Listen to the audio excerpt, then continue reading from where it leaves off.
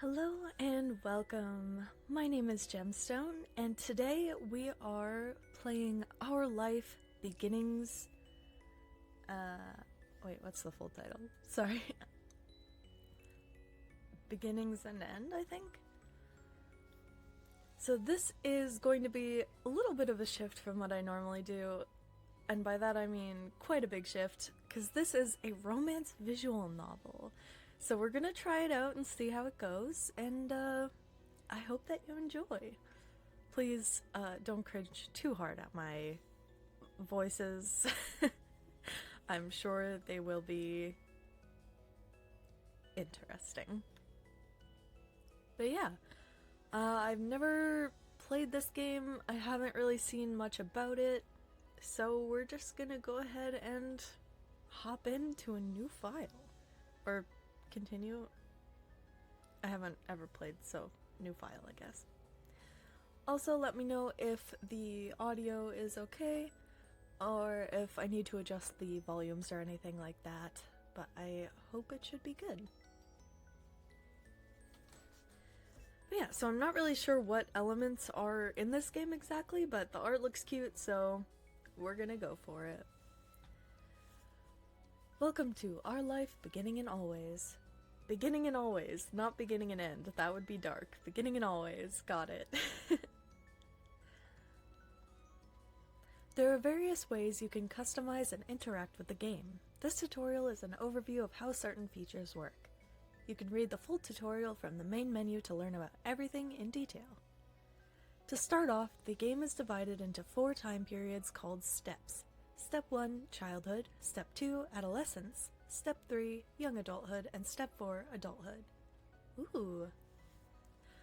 Our life is further divided into sets of vignettes that take place during specific periods of time. Those are called moments. Moments can be played in any order or skipped entirely. You move on to the next step whenever you want by selecting that summer is ending. Steps 1 to 3 include 5 moments each, and even more can be unlocked by purchasing DLC. Some are out now, and other DLCs will release later on. Oh, cool. Step 4 is an epilogue and doesn't include moments. Gotcha. A lot happens over the years that go by, especially in regard to the character you play as.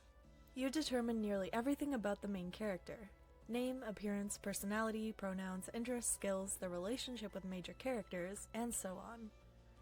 You can decide to change the details as time goes on, with a few exceptions. Your last name, skin tone, and eye color can't be altered once set. Alright, noted. I like that they didn't include hair color, because you can just dye your hair. Much of the MC's basic traits are determined on a character creation screen. As the MC grows up, more options become available on the screen. As mentioned, one of the decisions you'll get to make for your character is selecting a name. You can type in any name you like, or you can pick a preset name. Oh, cool. Preset options are called voiced names because the name will be voiced aloud by the romantic lead. You'll get to hear them say your name as you play through the story. Only the default name Jamie is included in the base game. Hundreds more can be added by getting a free voice name expansion DLC. Oh, cool. I probably won't do that because I doubt they have Gemstone as a voice name. The full collection of names is separated because of how large. Yeah. Each name is selected as someone who assisted in the project. Who supported the project, I mean.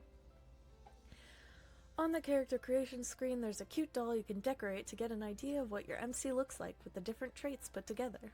Not all things you decide about the MC appear on the doll. The script referencing what you've decided for the MC is the main way those decisions influence the game. Our Life has a first-person perspective, so your character doesn't appear next to other character sprites. You'll only see the MC as a decorative doll, and in a special cut-in CG images. Ah. The cut-in CGs only appear if certain choices are made. It's possible not to see any during a playthrough. Well, hopefully we get to see some. There's also a second type of special MC-based screen, the Interest Comfort screen. Unless you get DLCs, the game has one love interest, Cove Holden. He grows up with the MC, and the Interest Comfort screen is crucial for determining how that plays out. Oh gosh. Interest level sets how much you like him. There are 4 levels. Disinterest, oh no. Fond, crush, and love. Love is only available starting in step 3 if you are at fond or crush in step 2. Alright, so we gotta not have him disinterested in us. That would be awkward. Comfort determines how you generally relax/think when it comes to him. There are 3 levels: nervous, relaxed, and direct. Your level of interest and comfort will set the type of dynamic your character has with the love interest. What you did in the past will influence the present, and feelings can change over time. Man, this is a long tutorial. You get to pick your interest/comfort near the beginning of each step. Comfort can switch between the 3 levels as you please. Your interest can only stay at the same or increase. Okay, good. So he can't become more disinterested in us as time goes on. Current level will become the new lowest option on the screen in the future. Etc. Interest levels has an impact when it comes to physically interacting with Cove. While growing up, things are rather simple. If you get along with one another and have a close relationship, you can choose to touch him. Okay? And Cove will occasionally interact with the MC in lighthearted or comforting ways. But starting in step 3, touching can become more romantic or suggestive if you're at crush or love. Oh my. To make sure things go nicely with that, there will be an extra choice to determine initiative level, I can speak, and a bonus mini tutorial that goes along with the choice to feature more detail. Basically, even if you decide you like Cove, the game won't force you to act on those feelings. Ah, that's really good. You can always choose not to get together with him, choose not to accept or give romantic gestures, etc. If you do decide to date Cove, though, you can't break up with him later. You're in it for life! Interest and comfort gets the basics down, but it's the choices that appear throughout the normal game events that decide what actually happens between the MC and Cove. It isn't only the MC who is impacted by your decisions. Cove grows and changes over the years. How he's treated and what he experiences helps shape who he becomes. Interesting. This must have been, really complicated to put together. In step 2 and 3, Cove's personality, appearance, and interests will vary based on what happened in the previous step. It's something of a mystery exactly how your decisions end up changing him. You can try to guess as you go along. Or if you prefer, you can also just design your own ideal Cove directly using the Cove Creator option that pops up at the beginning of steps 2 and 3. I want this boy. This boy is exactly what I want. I'm making myself. Making the choices you want is always more important than making a choice because you feel like you have to in order to get a certain result. When a choice does appear, usually you'll see that hovering the cursor over an option. When a choice does appear, usually you'll see that hovering over the cursor over an option shows a certain color, yellow, blue, or green. The colors aren't related to specific points or effects, they're only there to give a bit of the insight of the tone/emotion of the choice, since text alone can potentially be read in more than one way. That is so smart! I've seen that as a problem with, choice games, where you choose something is wildly different from what you actually intended, but that's really smart, a tone indicator. Oops. Okay, right-clicking brings up that. Blue tends to be casual/straightforward, yellow more emotive/reactive, and green less certain/uncommitted. Okay, so blue is cool, casual, yellow, joyful, reactive, and green, unsure, not quite there. Okay. Though there are hundreds of options in our life, and not every choice menu falls in line with that pattern. Hundreds? Oh my goodness, how long is this game? We're probably definitely not going to finish it today, because I do have work later, but let's see what we can get done. Picking just one color every time doesn't give a gameplay benefit. Only stick to a certain type if that's what you happen to like. Otherwise, switch between them freely. Always pick yellow, never pick yellow, pursue romance right from the start, Never romance the love interest, be disagreeable or amiable, none of them will lead to a bad ending. You're welcome to enjoy the events and shape the story without reservation. And then, if you like, you can play again to try something new. There's only ever more good content to discover. Yay, no bad endings. I guess you end up as at least friends if you decide not to romance. We hope you'll have a nice time with our life. Thank you for playing. Alrighty. What should we go with? I'm gonna try not to spend too long on this. I'm just gonna try and make gemstone. She has a pretty square face, so we'll stick with that. I don't suppose they have blue, huh? Okay, probably tan. Well, Olive is the closest to my avatar that I have, but I meant her skin to be like a little bit darker, I think, but we'll stick with Olive because that's the closest to what I have here. Okay, she has very sleepy eyes. So she has pretty sharp eyes. So rectangle's pretty good. I think oval one though. That feels right. Brown, beige, yellow! They actually have it. Ooh!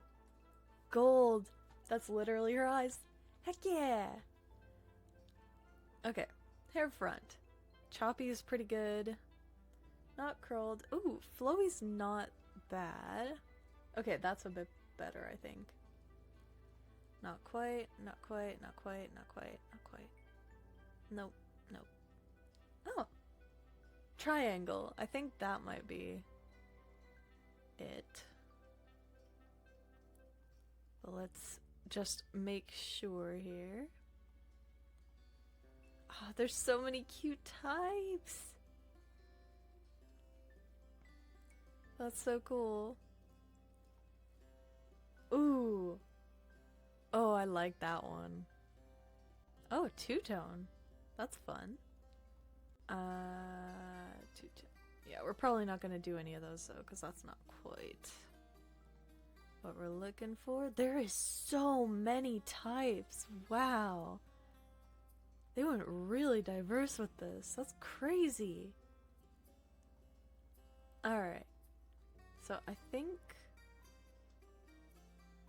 that one's kind of the closest, but I don't love how it looks just in this style quite as much. I really liked this one. We're gonna go with this one. It's so cute. I also just cut my hair yesterday. Nice and short. It kind of looks like a K-pop hair, like a K-pop boy haircut.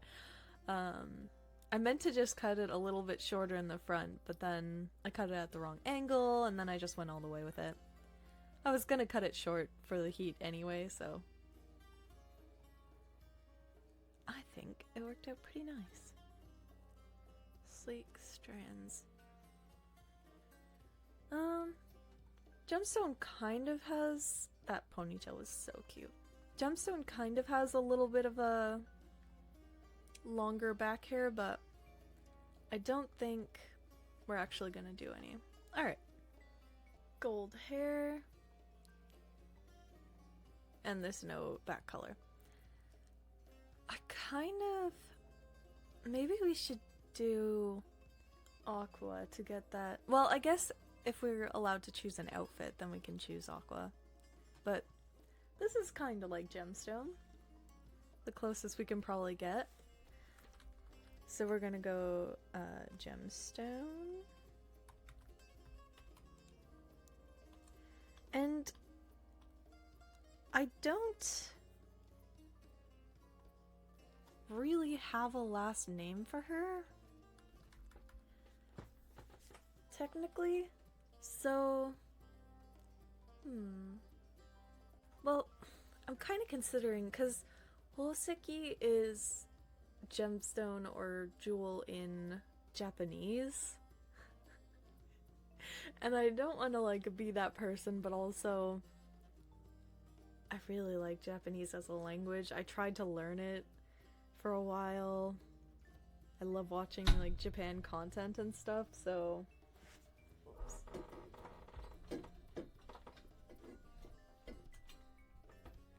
should we? That would just be gemstone in 2 different languages. That would be funny.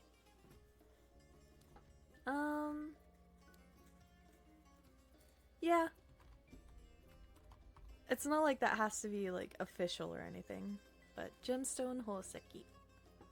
Alrighty. Change page. Ooh! Interesting.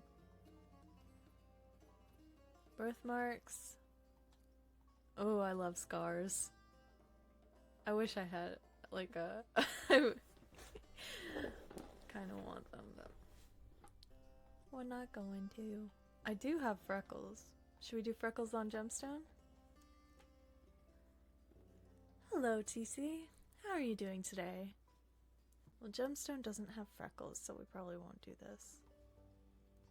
It doesn't show me the hand size.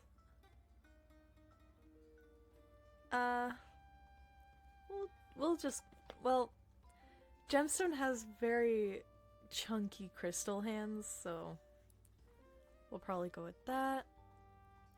And I have glasses, but gemstone does not, so we'll stick with none for now.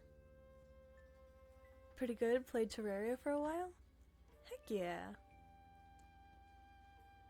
How about me? I'm doing fine. This is really cute so far.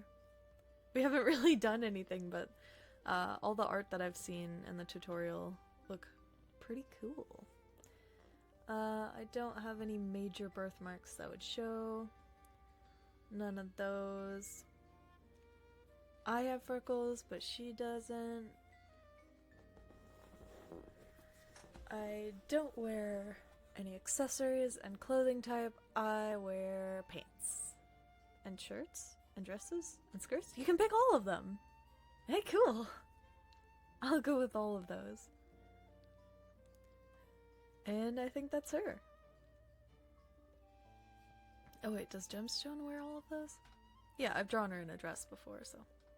And obviously she wears a shirt. That's the main part that you could see. But yeah, let's get into it. Actually, I'm just going to adjust the window capture a tiny bit so that everything's in frame. There we go. And I will keep an eye on the if anything like shows up under gemstone, then I might move her around a bit. So this is the game, the romance. Indeed, this is the romance. Oh, this background is so pretty. Alright. Let's get going. Should I save? I'm gonna save. We've done the tutorial, so we'll save there. Also, let me know if the volume and everything is alright.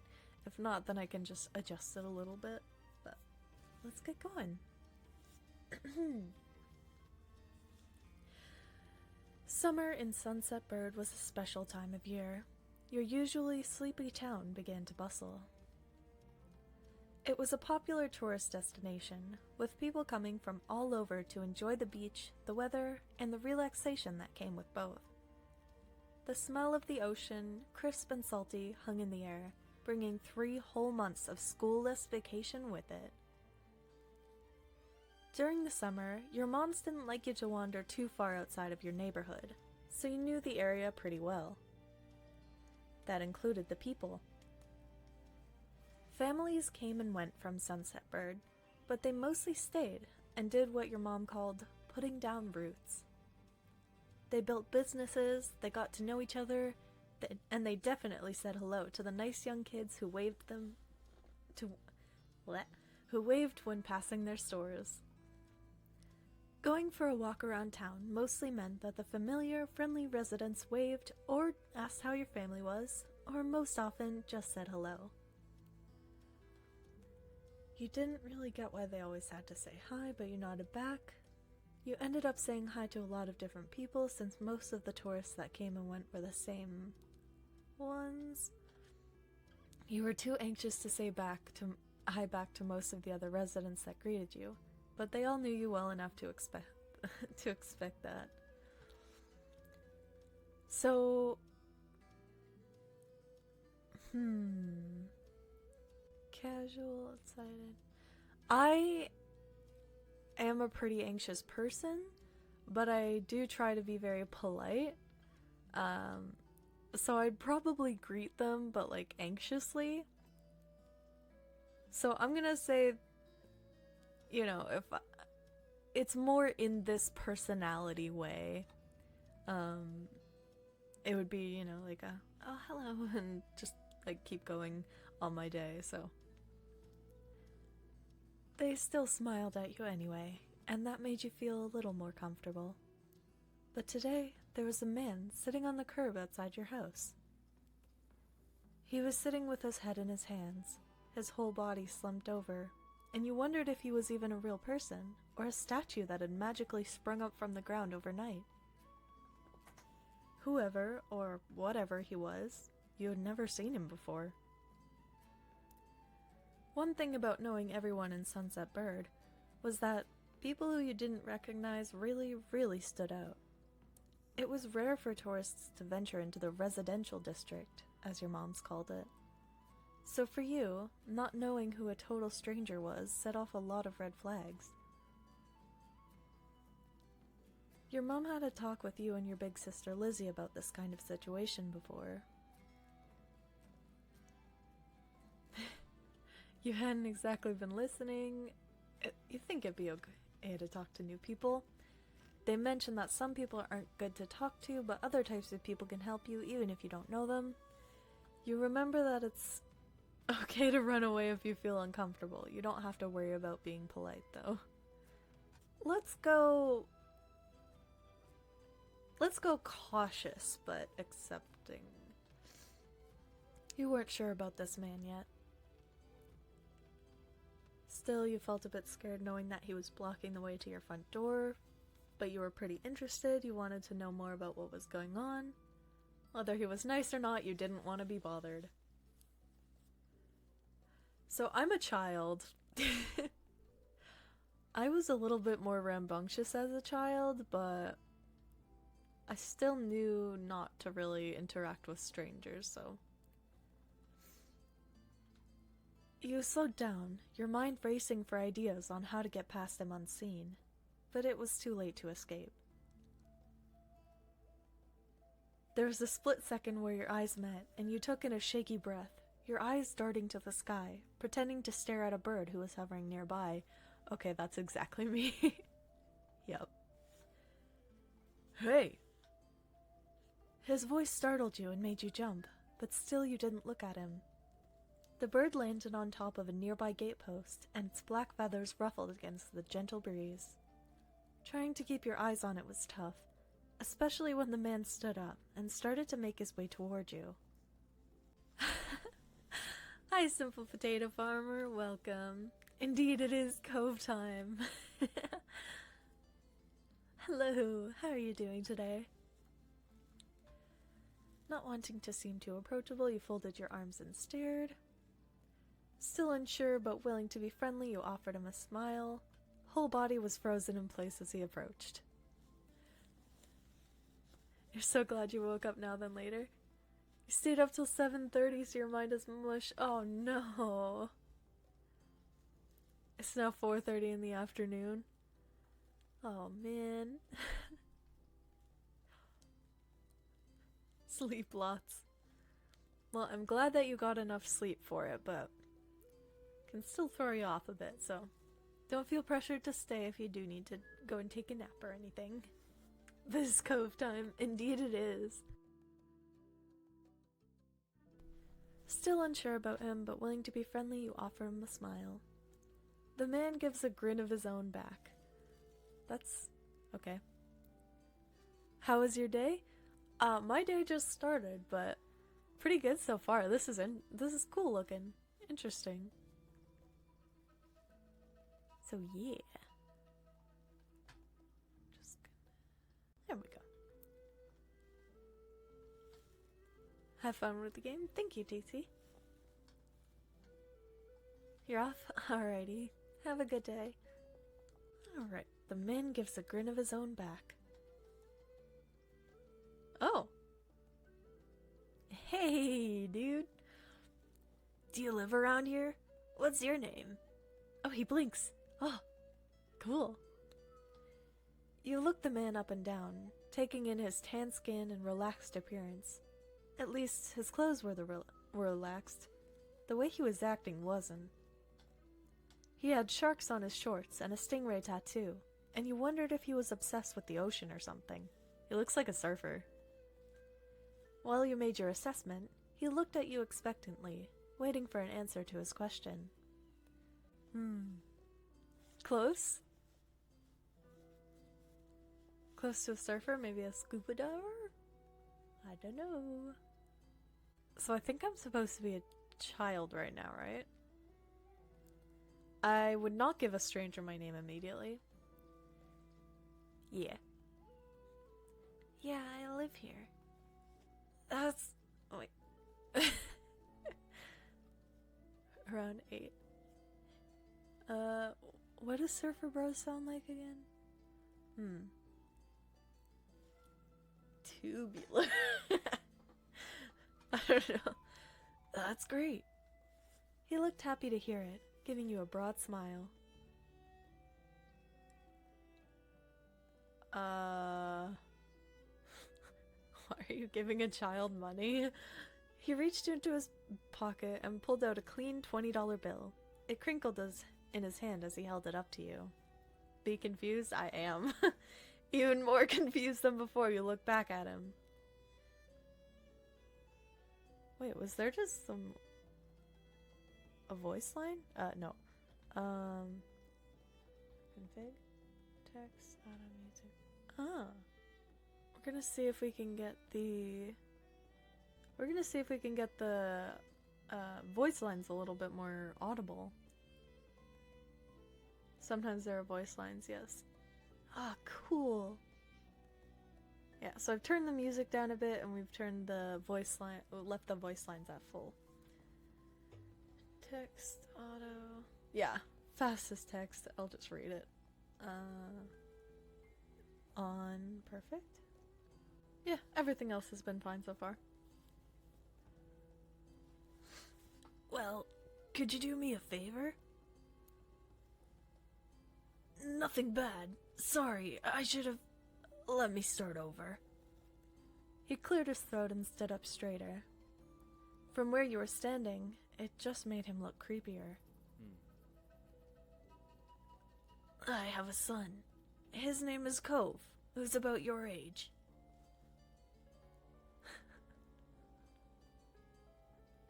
Okay. Cove, that seems like a strange name for an actual living person to you. You chewed on the inside of your cheek. This guy was definitely obsessed with water. You thought that was pretty cool. I think that's a pretty cool name. You've never met anyone with that name. Cove's dad. We moved in across the street, see? He gestured towards the house that had been empty for a year, his watch catching the late afternoon sunlight and reflecting off the walls. The gigantic for sale sign was finally gone. You must be Gemstone Hoseki, right? I met your moms earlier and they told me you were 8, just like him, so... He shook the $20 bill to bring it back to your attention, a hopeful smile tilting his lips at the corners.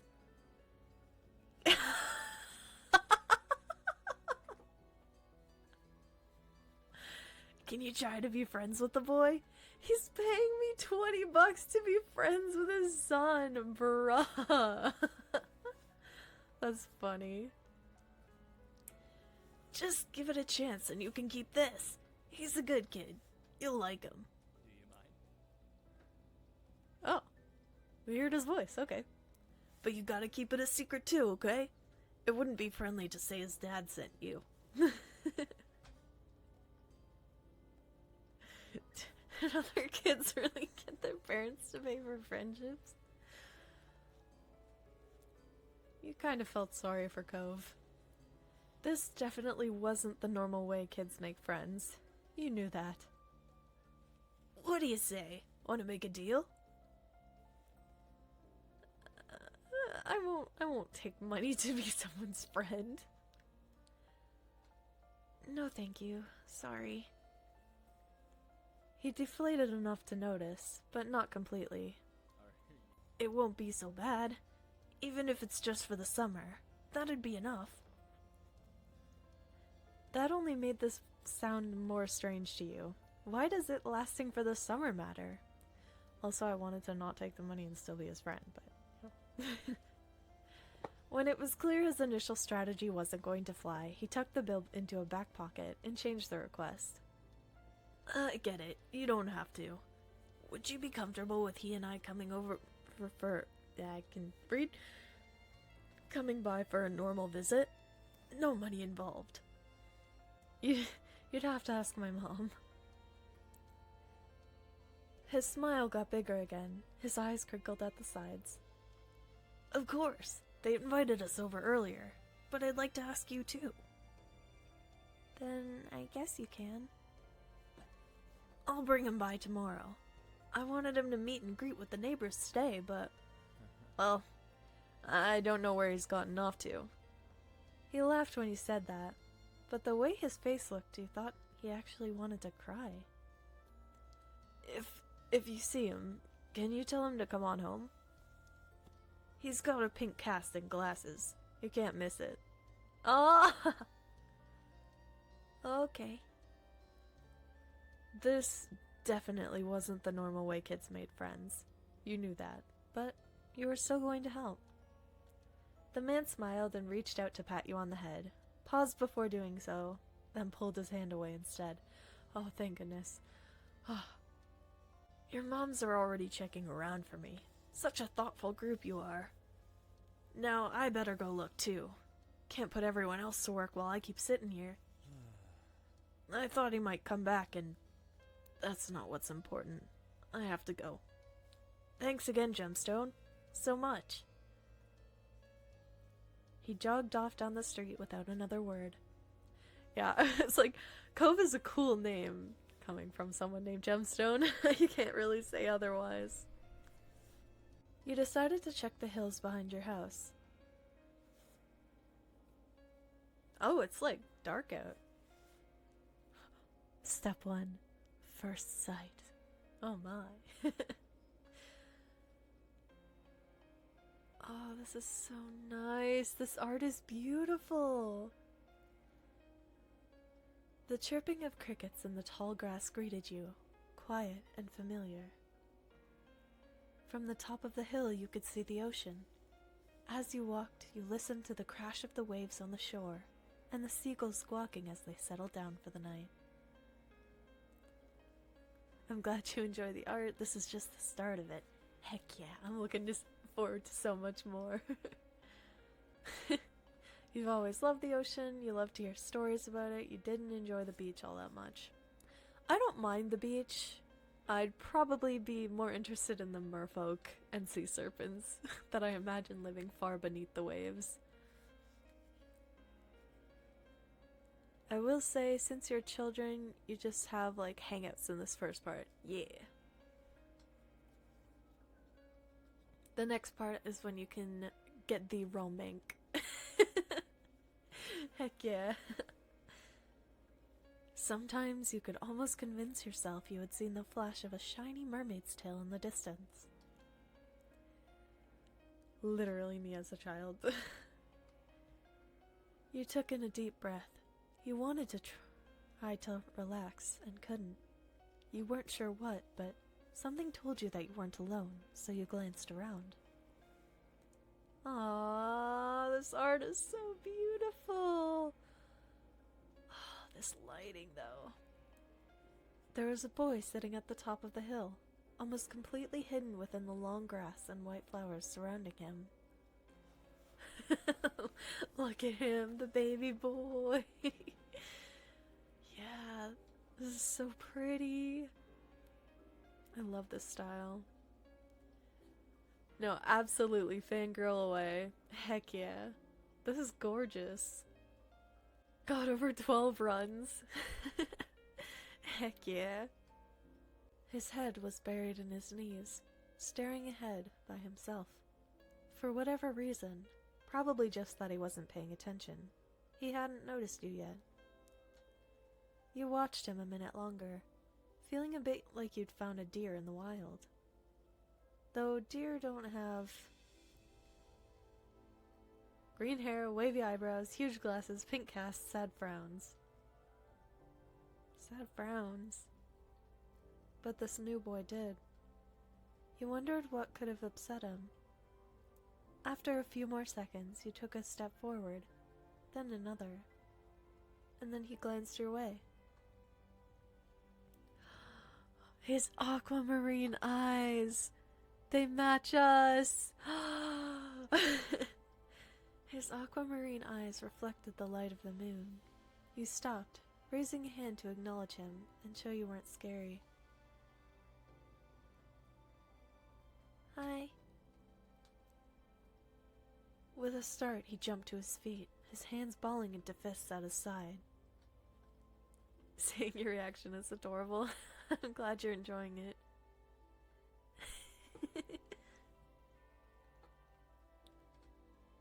Oh, the baby, no. He didn't say anything, just stared at you in a strange way. Score for the potato gang. Heck yeah. He had been crying. There were traces of tears on his cheeks and his knees, soaking the hem of his shorts, and his eyes were still shining with a few more. You'd obviously caught him off guard. His pink cast seemed to glow in the twilight, though when he caught you staring at it, he hid his arm behind his back. I just remembered when I was younger, I actually ended up with a pink cast. I can't remember which arm it was on. But I tried to ride like a little Tykes tricycle down my stairway. They're just like me for real, yeah. Yeah, I tried to ride a little Tykes tricycle down the stairway and I smacked into a wall and rolled down the stairs and it landed on top of me and I ended up breaking my arm. So I had a bright pink cast that looked just like that for my my ballet recital, of which I don't remember anything of the whole situation very well, but you know, that it happened, yeah. But his is more of a disaster that leads to even worse things, but you don't...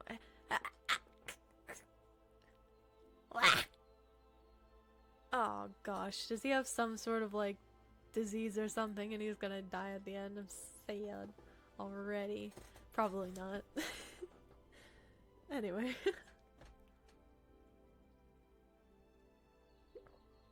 Something the man earlier had said stuck out to you.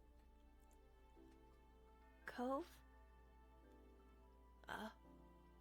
His eyes wide, he studied you. Oh, so you probably won't find out everything since I don't know if you got the DLC? No, I didn't get it for now. We're gonna go through base game.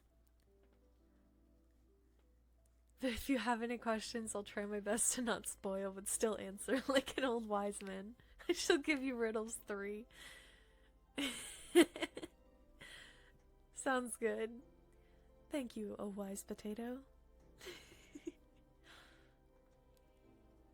How'd you know that? I met your dad. Oh.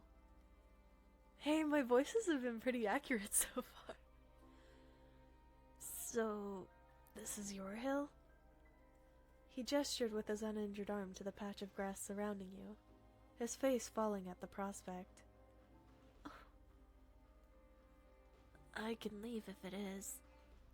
You shook your head. While doing so, you also picked out a strand of lint on your leg. What a weird question to ask someone.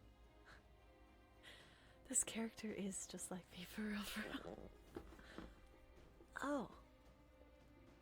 He sat back down with a thump, resting his chin on his knees again.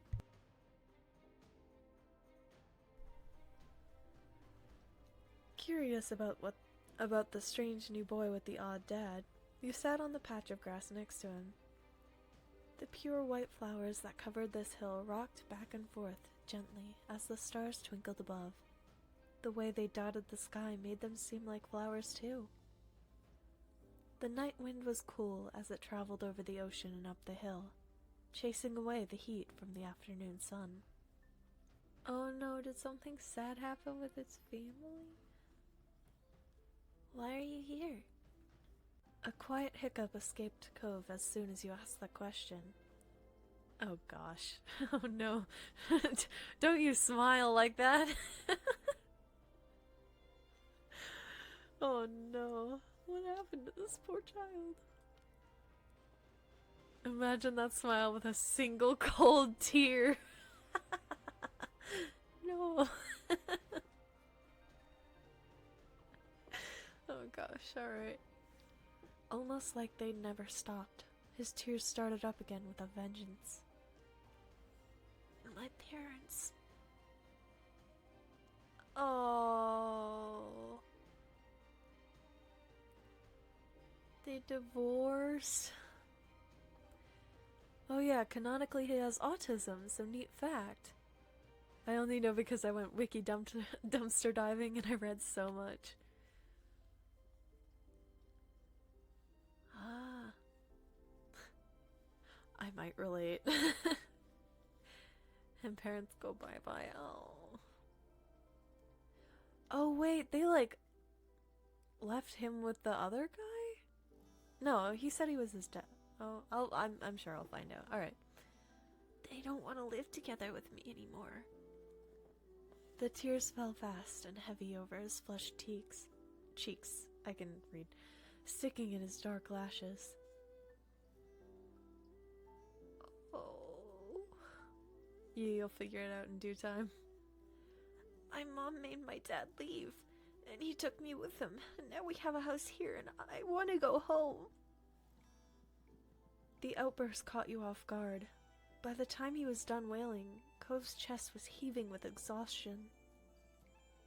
He sniffled and removed his glasses, wiping at his eyes with the back of his hand before he put them back on again.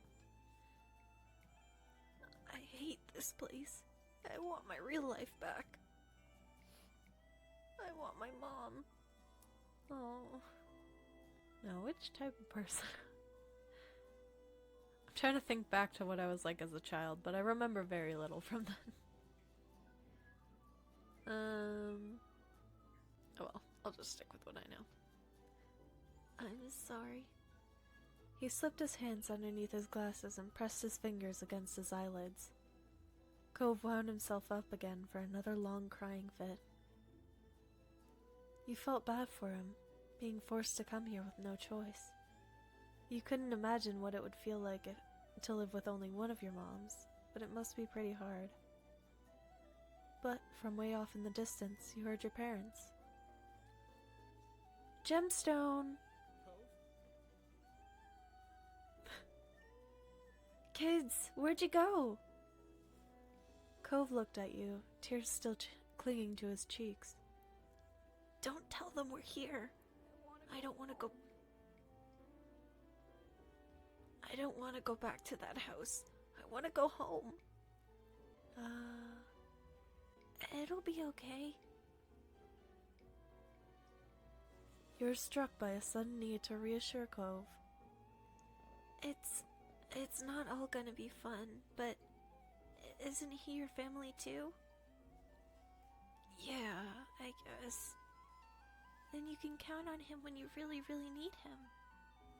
You shot him a grin and pushed yourself to your feet. Slowly, Cove stood up with you, still looking a little reluctant. His dad's voice rang out again. Cove! Can you hear me? He looked towards the sound of his dad's voice, silent, then turned away while rubbing his not bandaged arm. Sorry, I still don't want to go. You tried to convince him. Are you sure? You'd have to stay outside the whole night and sleep on wet grass. Before Cove could say anything else, you heard his dad's voice again, even closer than before. There you are, bud. The trio of parents appeared over the curve of the hill. Instantly, all their eyes landed on you, and they rushed over. Dang, okay. Both of your moms were at your side in a split second, faces filled with worry. Gemstone, you're here after all. Mom and Mommy. Mommy? Sorry. Anyway.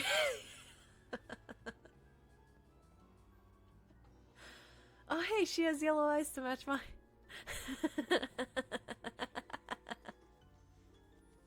They're your parents. Those aren't my parents. I don't know these ladies.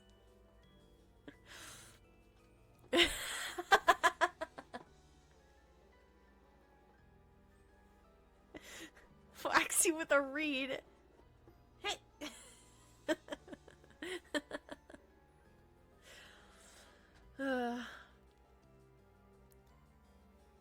Okay, so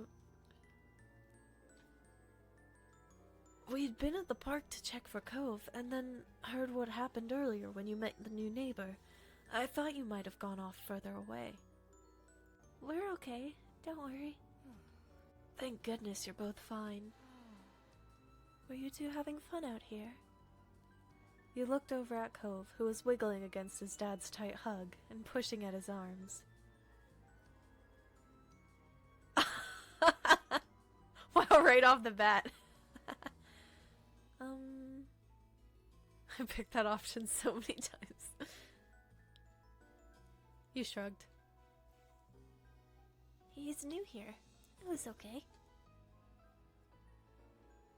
Finally letting go of his squirming, scowling son, Cove's dad turned to the three of you. Thanks very much for finding him. I really don't know this neighborhood. Mommy was... Which one was Mommy? Which voice did I do? I can't remember. I don't know which one is which yet. Whatever. Good thing Gemstone knows this whole area so well. Absolutely. We should be getting home now. It's been a long day for us all. Say goodbye, Cove. Bye. The two of them walked off into the darkness, heading towards the neighborhood. You watched Cove's bright pink cast until it disappeared. Ah, this is Mom. Heck yeah, I did the voices right. Tell you what, we'll have a proper playdate tomorrow, okay? Your new friend's dad wanted to bring him by to see you and Lizzie. How does that sound? For a voice actor channel. I'm trying. It's okay. It sounds like words. Sure, can I show him my stuff? Oh my gosh, I did the voices right. Then okay. Both your moms laughed, and the sounds overlapping into a warm, familiar chorus. Mommy put her arm around your shoulder and led you towards the path. Satisfied, and more than a little ready to go to bed after your long, exciting day, you followed them home. Oh! Choose your feelings for Cove. This is how you feel towards Cove for this first step. It can change in later steps. Interesting. Nervous?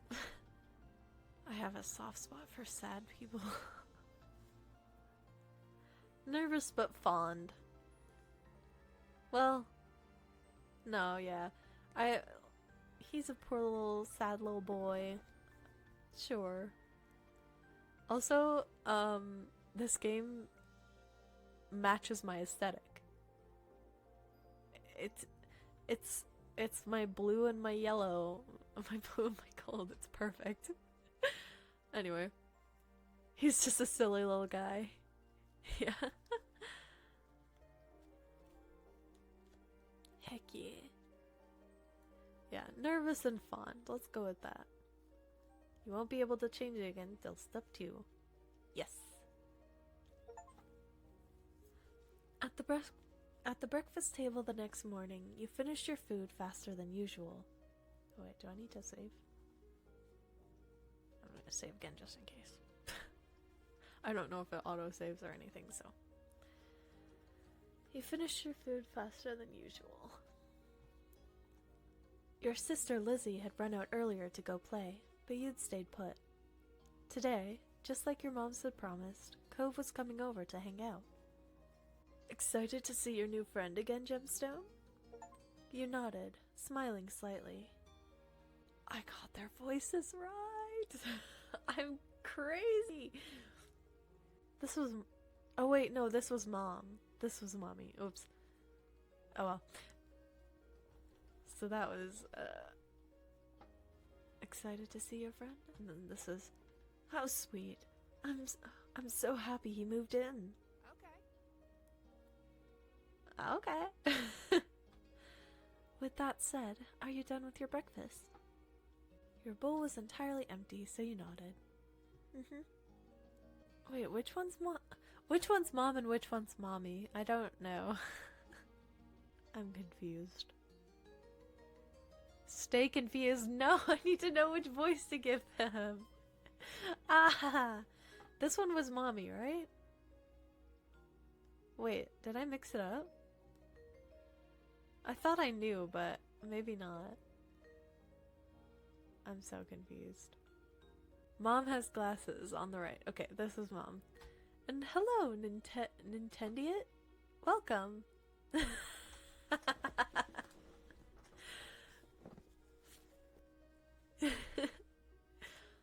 Good job. He should be here soon. Cleanup began, and then, on cue, there was a knock. It was hesitant, like the person wasn't sure they were in the right place. Still loud, though. We need to get a more obvious doorbell. I know. Gemstone, could you get it? Wiggling out of your chair without really pushing it back, you made your way to the door. Hey, Hoseki family! Thanks for having us! Mr. Holden, as your moms have called him, and his son were here. Cove looked different in the bright lighting of your living room, and when he wasn't crying. With his dad standing in front of him and Mom and Mommy behind you, you and Cove looked at each other. Pleased to see your new friend again, you smiled at Cove. He smiled back, with some hesitation. Do you want to see my room? Okay. Take care. Let us know if you need anything, you two. Have fun, kids. See you. See you later, son. Play nice. You led him to your room, puffing out your chest a little bit at the sight of your treasures. There were lots of stuffed animals, a cool bed, and a window to look out. It was a great room. You hadn't had anyone to show it to in a while, but you were really proud of it. He leaned in a little closer to one of your drawings on the wall. I'm an art kid! Yeah! I like this. Thank you. You're welcome. You smiled at him. You were proud of that particular piece of art, and you were glad he noticed it. He turned to look around the room a little more, studying the books on your desk and the pictures on the walls. You hoped he liked your room.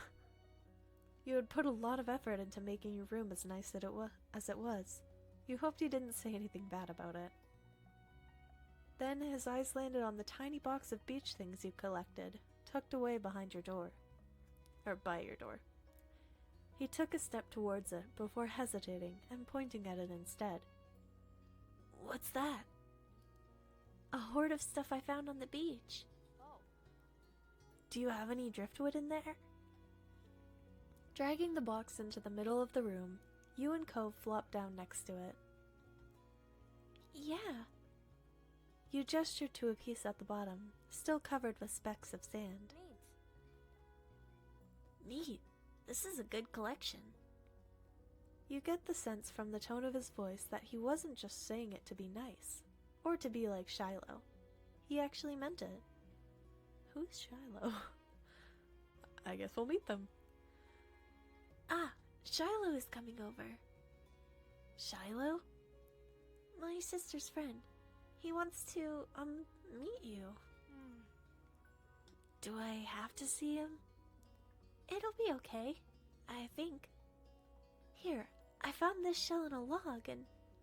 You pulled out seashell after seashell, explaining where you'd gotten each one, and holding them up against the light. There were big ones, small ones, pink, purple, and orange. Most of them you washed off in the bathroom sink when you brought them home, cleaning off the sand. Ooh. Scientific names? No way. Collection was so huge and varied that you have lots of funny stories to tell for all of them. Voice faltered a bit, but you kept going as best you could. You were really proud of your shell collection, and it made you happy that Cove was interested in it too. Apparently fascinated, either by the stories or by the shells themselves, Cove listened with what looked like the full force of his attention. Scientific, more like schmientific. Exactly. It was a new experience to be the center of such dedicated focus. But Cove hadn't been mean to you, so you didn't mind. You smiled at him every now and then while showing him your collection. Oh no, I forgot it. Mom was the one with glasses. Kids, come down to the living room! You could tell the idea was making him unhappy, but Mommy wasn't giving you much of a chance to hang out. I forgot to actually read that. Whoops. Cove hadn't been like this meeting you. You guessed it was because he thinks you found each other by accident, not that a parent made it happen. Mr. Holden must be right that telling Cove his dad was part of that would be a bad idea. Before you knew it, you'd both been escorted downstairs and deposited in the living room, ready for Shiloh's visit. The two of you sat side by side on the floor of your home's entryway. I brought the box of shells. I want to keep looking at them. Okay, but be careful. I will. You weren't sure if you could trust someone else with your treasures yet, so you stayed next to him while he opened the lid and peered inside. Cove reached in and pulled out a big orange shell.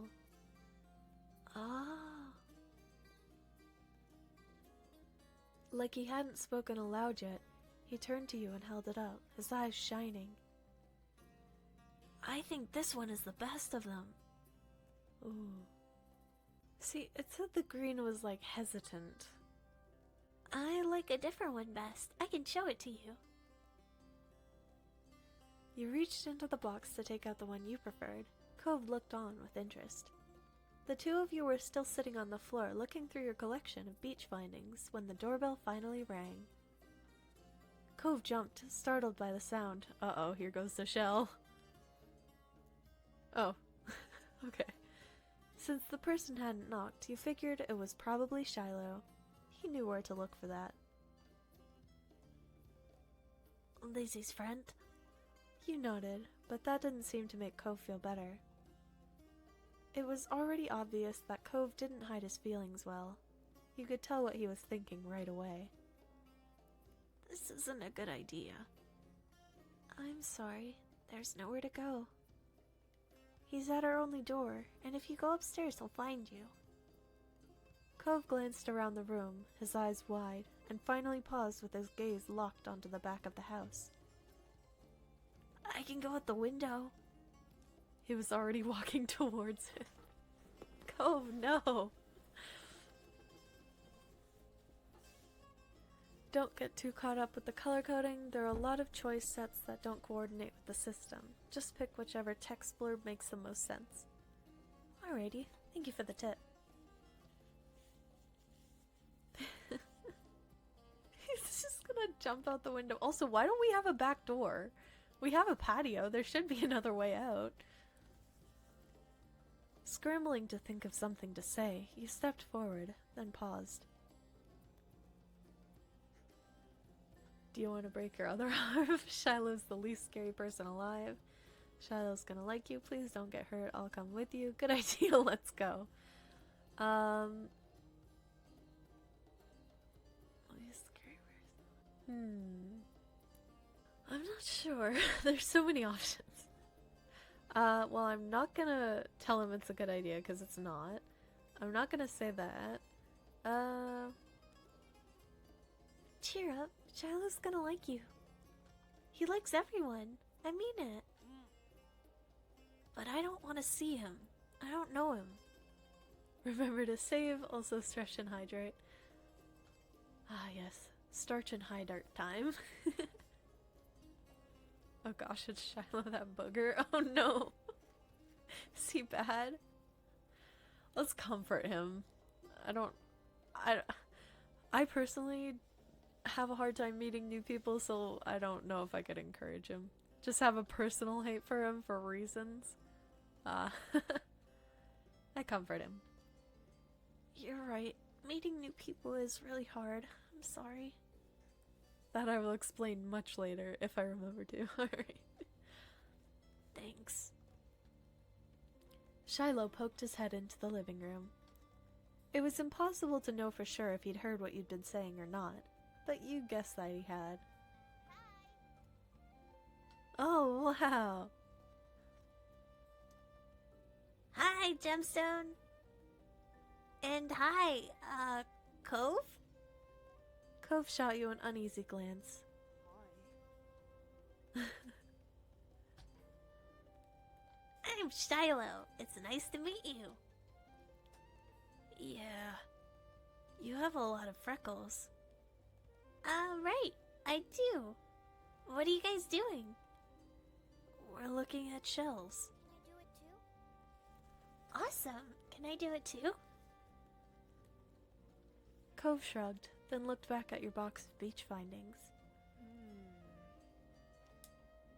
What about that one? The plan for the afternoon, at least as far as you were concerned, was to sit and look at the beach things some more. You weren't really in the mood to do much of anything else, especially if Cove was having fun. You held out a recent find to Cove, a scallop shell that had washed up on shore. It's a pretty color, kinda like my cast.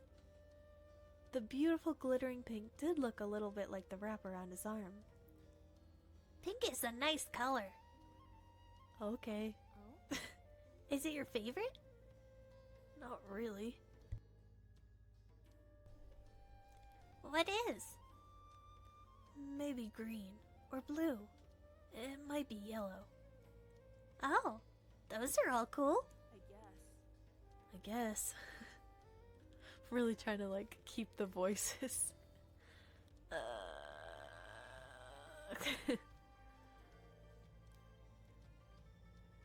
I like those colors too.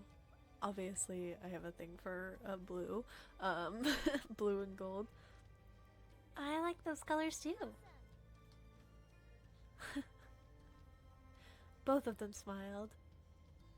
Like usual, it didn't take long for Shiloh to get fidgety. Lizzie was his favorite. Without her around, Shiloh didn't seem to know what to do with himself. And Cove wasn't like your sister. He wasn't that much like you either.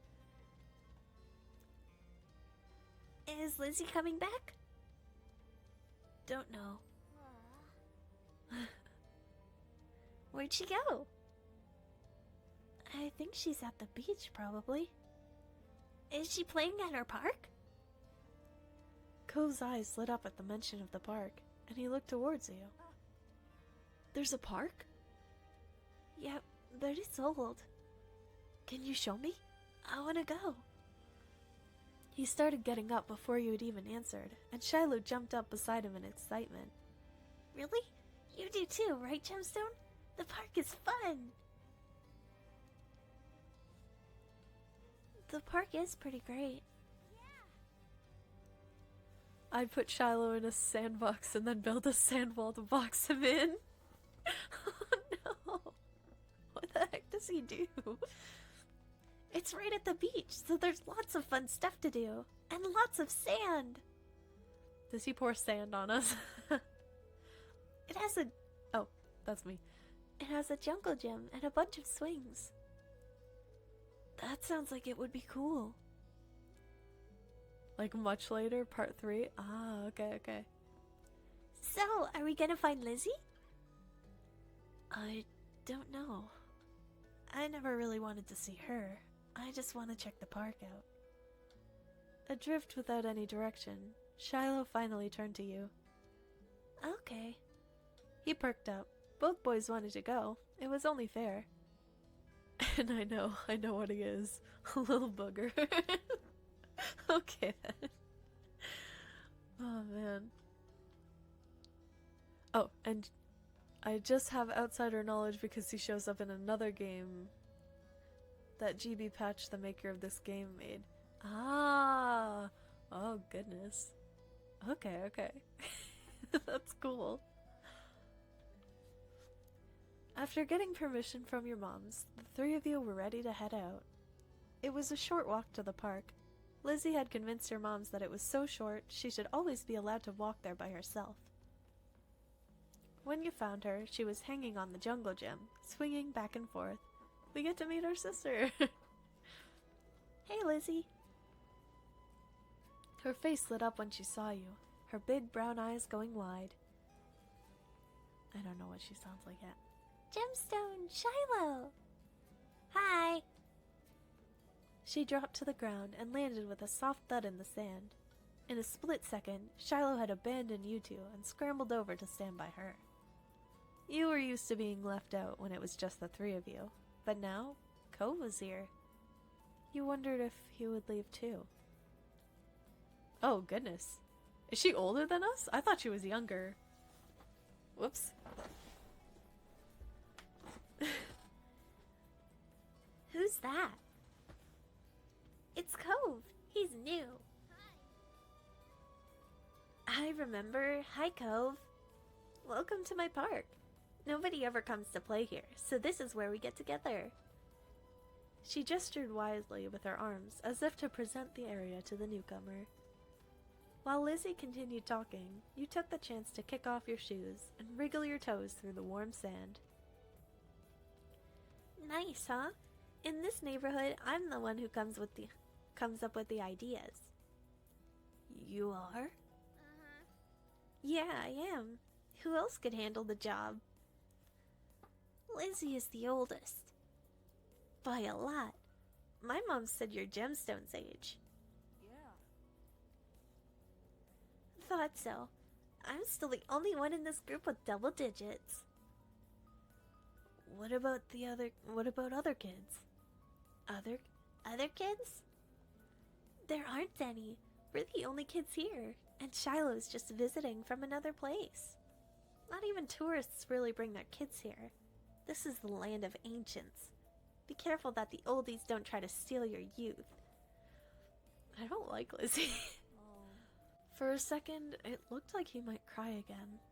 But something in his eyes shifted, and he looked back at Lizzie. What kind of old people? Like moms and dads or grandparents? Grandparents who don't have kids. They hate kids. Why? We haven't done anything. Only some of them don't like kids. You interjected quickly, hoping Lizzie wouldn't take things too far. Cove sniffled, his forehead creasing with worry. Oh. Lizzie was staring Cove down. Why does she look so malicious? But Cove wasn't even looking at her anymore. He didn't seem to care that she was there. He went into his own head.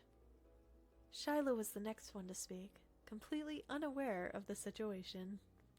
'Cause she's the oldest? Yeah, fair enough. met Lizzie in Gemstone in school. You'll see tons of kids there once summer is over. And she's just a competitive kid? Fair enough. I don't want to go to a new school. I don't want summer to end. Shiloh looked down at the dirt. He hasn't had much luck striking up conversations with Cove. I like summer vacation a lot too. All the building tension in the air suddenly vanished when Lizzie laughed. At Shiloh's discomfort, at how weird she thought Cove was, at something else entirely, he didn't really know. But she laughed, her face scrunching up. Welcome to Sunset Bird Cove. Take a seat, put up your feet, and get used to it. La. You offered him a small smile that at least looked to reassure him some. For the rest of the summer, Cove was always there. You saw him more often than Shiloh, and on some days, when she was in a bad mood or busy, you even saw him more than Lizzie. Oh, it rhymed. He became a staple of your everyday life, the way sun and lunch and the beach were. During your first summer together, you really liked Cove. He was a fun person to play with, and he seemed to like playing with you too. Of course, that was only the start of things. Whoa!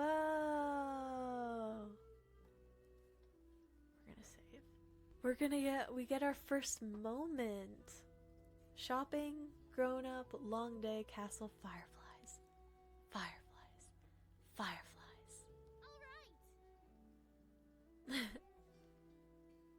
You can do them in any order? Oh, we get to do all of them? Ah! Oh, right, it said earlier I can choose, like, which ones I want to do. Well, fireflies. Oh right, tonight we're going to catch fireflies. At this blunt declaration from your sister, you looked up from your macaroni and cheese dinner. Mac and cheese! Fireflies were a familiar sight over the summer, coming out on warm nights to dance through the sky. Tonight was particularly balmy. You knew there were bound to be a ton of them around. Oh, you are you? Yeah. You rocked slightly from side to side in your seat, already excited for your after-dinner activity. Catching fireflies was a great way to spend a summer evening, and you could already envision the little lightning bugs drifting through the darkened sky. That's a good idea, Lizzie. Can we, Mrs. Osiki? Shiloh tapped his fork against the table excitedly, his face lighting up as he looked at Lizzie. Also gonna eat a snacky? Heck yeah, what snack? It was unusual for Shiloh to still be here. Like always, his mom had to bring him over really early in the morning before her job started. But normally she would have picked him up by now. She called before dinner to let your moms know she'd be late. You didn't hear why. Probably more work things. It's a pastry, and if you want to look it up, it's called an orea? They're good. Now off to munch I go. Heck yeah, enjoy.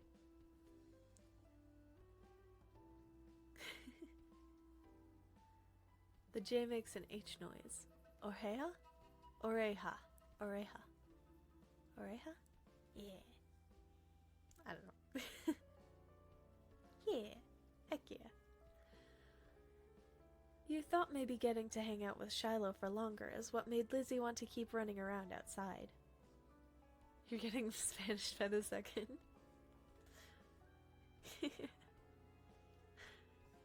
Staying at home and watching TV was never an option for her with guests over. That's why you were pretty sure she'd get your moms to agree. Well, it's already so dark out there. Lizzie gave Mom the best puppy dog eyes she could, slowly spooning mac and cheese into her mouth while you waited for their response. Maribel? Is her name Meredith? Let them go. Nights like this don't happen every day. Your parents exchanged a look, then Mom eventually sighed and nodded back. Yes! Along with Lizzie's cheers, you threw your arms up in triumph, but waited until you finished chewing to say anything because you knew it was rude to talk with your mouth full. Fine, fine. Just make sure you stay on the hill behind our house with all the poppies, okay? Duh, Mom. That's where most of them are. The idea had only just been planted in your head, but already you could just picture all the glowing lights spread out in front of you, like the fairies from the bedtime stories Mommy reads sometimes. All too quickly, it became a race to see who could finish their food first. No choking at the dinner table now. That's right, if someone died, we'd have to cancel the Firefly trip after all. Bruh. Mom said it like a joke, but you knew that they were both telling you kids to slow down. Shiloh did immediately.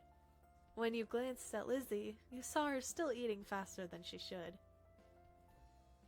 Elizabeth? Jeez. No one's gonna die. Sheesh. A knock on the door interrupted Mom before she could, no doubt, scold your sister. I'll get it.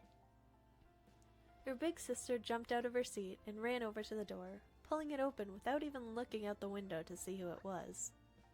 Huh? You shifted in your seat to try and get a glimpse of the unexpected guest. Hi. Good evening, Cove. Your mommy had already walked to the door by the time you managed to see past Shiloh's flappy hat. A big smile stretched across your face. When you lifted your hands and waved, Cove's pink cast went up to return it shortly after. It doesn't matter why he was there. It meant he could join you all in catching fireflies. Then, for a few seconds, Cove said nothing. He only stood there and looked up at your mommy with a face, almost like he was considering turning around and leaving. My dad told me to drop this off, 'cause I guess he borrowed it from you. Cove took a familiar screwdriver from out of his large side pocket. Eyes now dropped to the floor. We left ours back home when we moved. Great, thanks. Bye. Thank you. Thank you. Here, why don't you come inside for a bit? Lizzie crossed her arms and lifted her chin. Cove shrugged, and Mom stood from the table too. I'll give your dad a call to let him know you got here all right. Cove shuffled fully inside, eyes remaining on the ground. Mommy closed the door behind him. Hi, Cove. Shiloh gave Cove a friendly smile while waving by, holding up his hand, and opening and closing his fingers. Cove nodded in response. Cove, are you going to catch fireflies with us? You could see Lizzie eyeing you for mentioning the excursion to an outsider, but she'd get over it. You dragged your foot over the floor in front of you, feeling too shy to say any more. I can do that. I've never caught one before. It's too bad he didn't have a chance before now. The fireflies weren't out when he first moved in, and there must not have been anywhere he used to live. We can't go until after dinner. After she pointed this out, Lizzie walked back to the table and took her seat. There wasn't much left on her plate. Since this was very true, you decided to finish up your own stuff as well. Cove stepped closer and eyed what was on the menu for your family's meal. Have you eaten yet? Yeah, my dad and I ate earlier. What did you have? Eggs.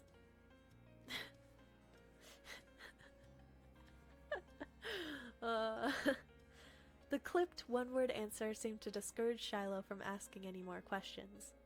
His eyes slowly wandered back to the last scraps of food on his plate. Her phone call with Cove's dad must have ended, because your mom came back into the room. Cove, your dad said you can stay for a little while if you'd like, but he's gonna come get you before it gets too much later. Sure. This will be so nice. As you polished off the meal, you hoped it would be too. The three of you all finished eating shortly after, and Lizzie led the way outside. Remember, don't stray too far. It's fine, Mom. Shiloh trailed so closely after Lizzie he was nearly stepping on her heels. Cove hesitated at the door. You smiled lightly at Cove, gesturing for him to follow. After a moment, he did. Bye. Bye, children.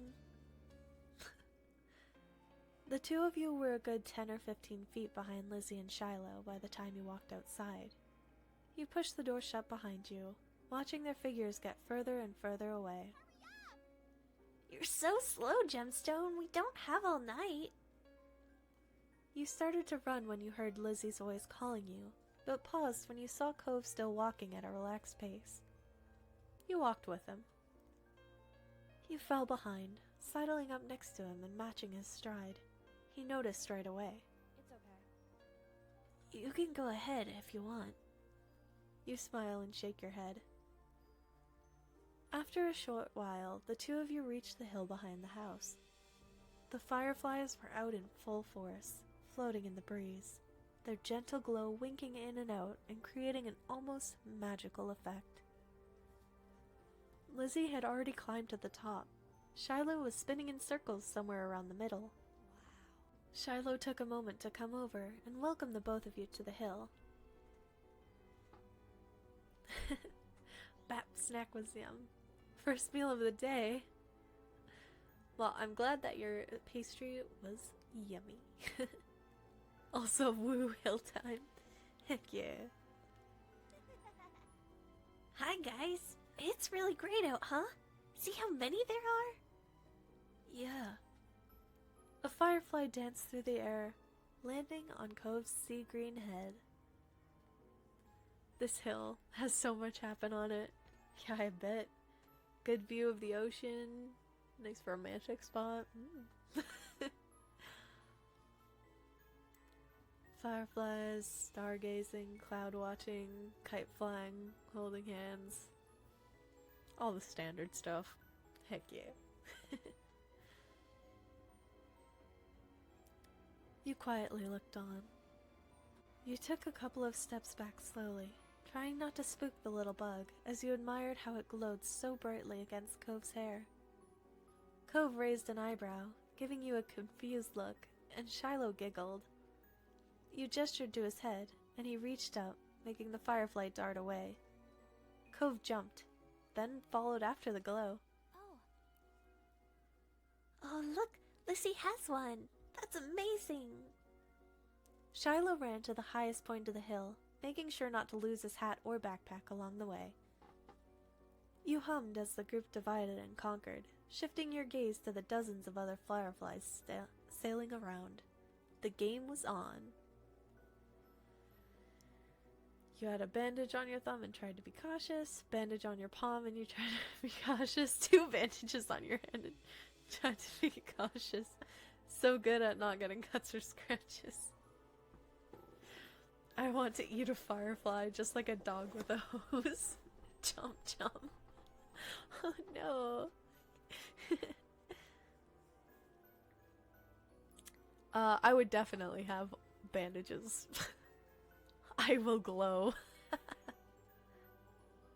It will rise above the fireflies and become a fire potato. Oh goodness. A glowing potato with wings. I'm green Davitina. Heck yeah. Spotting one close by, you approached it with assassin-like stealth, crouching down to make yourself seem like less of a threat. Slowly dragging one foot in front of the other, you crept up towards it, arms outstretched. You closed your hands around the little glowing orb, careful not to crush it. The firefly landed on your palm, almost docile, and you stared down at your prize in delight. Its tiny legs tickled your skin, and you giggled at the sensation. Oops. Cove kept up with his own target, but when he tried to grab it, his pink cast waved awkwardly through the air, foiling his efforts to clap his hands around the firefly.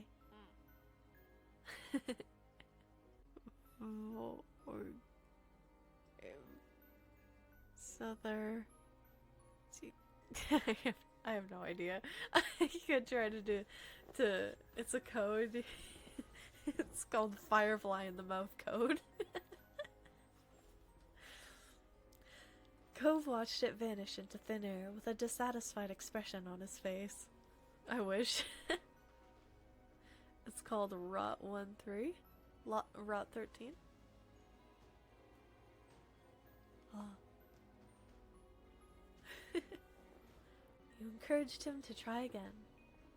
You walked up beside him and gave him an encouraging smile. Did you catch one?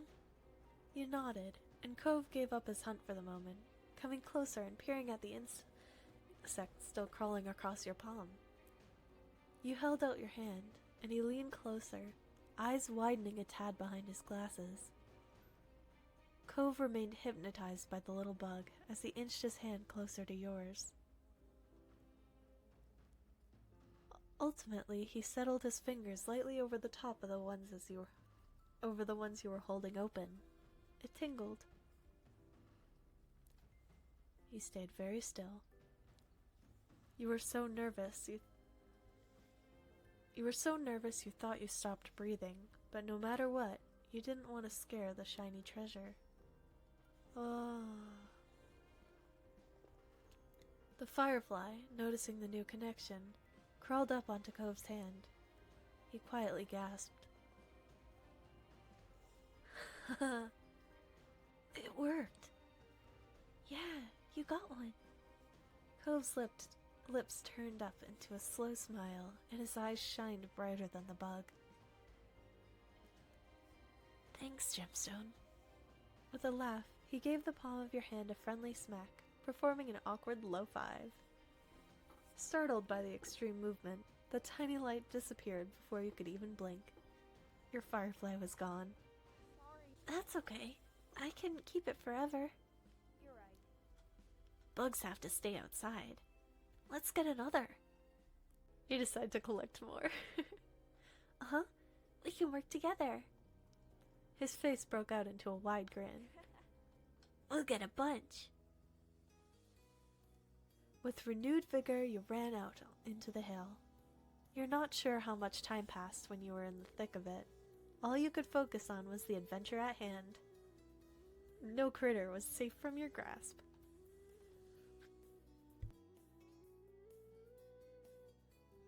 At first you tried to keep a tally of how many you had caught, but once the number grew higher than 10, you had no more fingers left to count with. You were having the time of your life, racing up and down the hill with the crash of the ocean and the sound of everyone's laughter echoing in the background. Gemstone, this way! You followed the sound of Cove's voice to the top of the hill, watching as he stretched his arms in front of him, reaching with his fingers and only narrowly missing his target. Cove and you took turns trying to scare fireflies in the direction of the other. You showed him some techniques that you had learned, like how to cup your hands correctly, and he listened attentively before trying for himself. There were a few times when you almost ran into each other, giggling as you dove to the side at the last moment. Luckily, disaster was avoided each time. It was an overall huge success, with the both of you catching multiple fireflies each. Eventually, the fireflies began to thin out, and your energy started to lapse. You decided it was time to call off the hunt. Cove didn't complain. He breathed in heavily, and his face seemed really flushed. That was fun. A lot of fun. You smiled at him broadly, happy that he had enjoyed the activity. Yeah, it was. Gemstone, Cove, get up here. We're gonna have a race. The shouting caught you off guard. It had been quite a while since you heard from Lizzie or Shiloh. You glanced over to see them both standing on top of the hill again. Lizzie beckoning you with quick hand gestures. If she was like that, you knew there wasn't much room for disagreement. Up the incline you went. From the corner of your eye, you saw Cove was coming as well. He didn't care for Lizzie a lot, so you thought he might be intrigued just by the idea of a race. Hi. Hi. Cove, you can't roll down the hill. You could hurt your arm again. You'll be the referee for the rest of us. As Lizzie pointed this out, Cove froze in place. Oh, it was that kind of race. He frowned down at his cast. That was the second time it got in the way tonight. What? Yeah, you'll watch and see who gets to the bottom first. That's important, got it? I guess. The cast was sturdy. If he was careful, he could have done it. Lizzie might have just been looking for a reason to make someone else the referee, but it was already decided. I'll stay with Cove. Really? Why? You don't have to. It's okay. I want to watch. You moved beside him on the top of the hill, even though Lizzie eyed you and made a face. That's not how races work. We only need one referee. Shrugging your shoulders, you refused to budge, and Lizzie let out a huff before throwing her hands in the air. Fine. I'll be the winner, whether you join or not. Lizzie moved to lay down, and Shiloh did the same. Cove stood slightly to the side to get a better vantage point, and you stood next to him. Countdown! Cove stood up a little straighter. It seemed like he was taking his newfound referee duties seriously. 3, 2, 1, go! Lizzie and Shiloh took off, letting gravity do the work and rolling at high speed toward the bottom of the hill. You and Cove leaned forward to watch them go, eyes peeled for which of the two would reach the bottom first. They were both neck and neck until about halfway down the hill. Lizzie started to veer off to the side, giving Shiloh a huge advantage. She obviously hadn't noticed a thing, and as soon as Shiloh reached the bottom of the hill, he jumped up excitedly and threw his hands in the air. I won! Almost immediately, he fell back onto the grass, still dizzy from his roll down the hill. Lizzie stomped out of the bush she had ended up in, spluttering angrily and brushing leaves from the front of her dress. Not bad. You got lucky. Let's do it again and see who wins for real. Kids, it's time to come in. No! You snickered, feeling grateful that you hadn't been a part of the mini debacle. You caught Cove's eyes and saw that he was doing the same.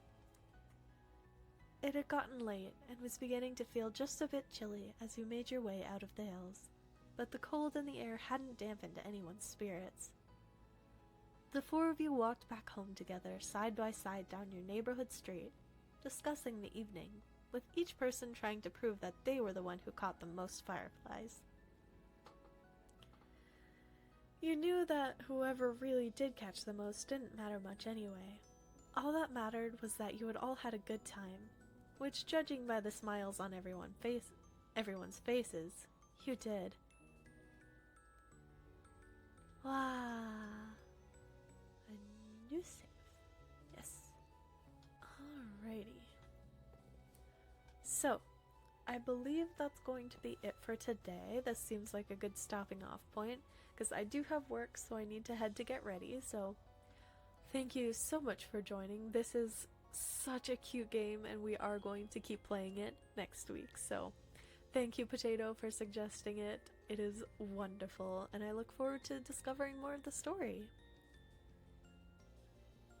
No, thank you for suggesting it. It's been an absolute pleasure so far, and I can only imagine it's going to get so much better. A little kobold tomfoolery. Let's see this kobold tomfoolery. Oh, I will check that out in a little bit and let you know. But thank you so much for watching. I hope that you enjoyed. I hope that my voice acting wasn't too cringe. But that's gonna be it for today, so I hope that I'll see you all next week. But farewell, and have a wonderful day.